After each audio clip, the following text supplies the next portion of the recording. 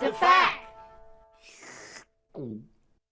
Big K, do I need to loosen the strings after playing?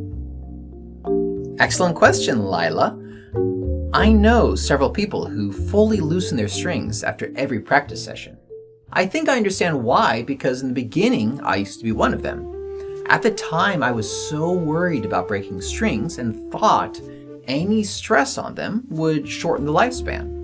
I later realized that fully loosening the strings wasn't necessary, and in fact became a burden for regular practice.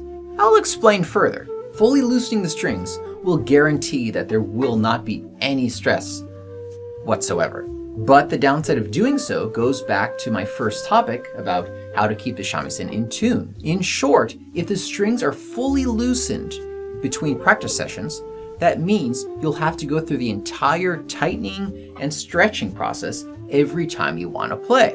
That gets a bit old, and it's not entirely necessary to do. Just removing the koma after every practice session takes a lot of the stress off the strings.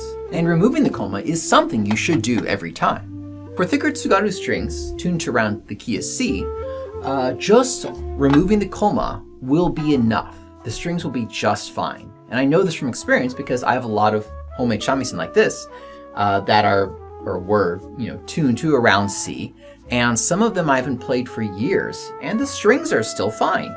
Granted, they don't sound entirely fresh, but none of them have snapped. However, for thinner strings, naguta, juta, and such, especially for silk ones, yeah, it might be good to loosen them a little bit. If you tune down to around the key of B and take the koma out, I think the tension will be low enough that you have no worries about the lifespan of the strings getting shorter. And because they're still under a little bit of tension, it'll be much faster to stabilize your shamisen tuning rather than if you were tuning up from fully floppy-loose strings. That's about it. The shamisen is a very interesting instrument. In some ways, it's very fragile, but in other ways, it's very sturdy. Of course, we definitely want to avoid breaking strings, but rest assured, the strings can handle a bit of tension. Don't worry about it. Kyle Abbott.